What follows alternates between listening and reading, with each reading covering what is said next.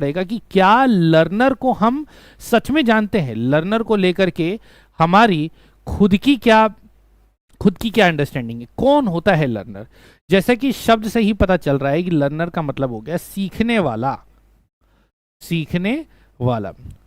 और सीखने वाले के साथ साथ जब सीखने वाले की हम बात करते हैं तो यहां पर काफी सारे मनोविज्ञान के सिद्धांत जुड़ जाते हैं और उसकी जानकारी होना हमारे लिए आवश्यक है। जैसे अगर सीखने वाले की बात करेंगे तो नंबर 1 E.L. थॉर्नडाइक हमको पता होना चाहिए, कैसे जुड़ा हुआ है ये देखो, और यही सारी लिंकेज पेपर में हमारे काम आती है। E.L. थॉर्नडाइक कैसे है, देखो सीखने वाला जो कोई भी व्यक्ति होगा, हम जानते हैं कि सीखना जो होता है वो पर्पसफुल होता है। पर्पसफुल यानी कि हम कोई चीज चाहते हैं इसलिए हम उस काम को करते हैं और उस काम को करने से हम उस चीज को सीखते हैं, यानी कि लर्निंग पर्पसफुल है। और क्योंकि लर्निंग पर्पसफुल है इसलिए उसके अंदर एक्टिवनेस चाहिए, एक्टिवनेस चाहिए।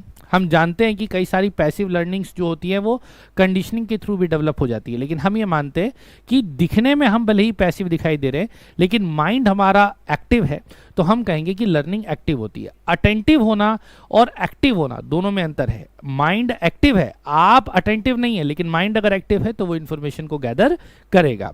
तो E.L. थॉर्नडाइक की एक, वैसे तो ये व्यवहारवादी है लेकिन इनका जो सिद्धांत है क्या, लॉ ऑफ रेडीनेस,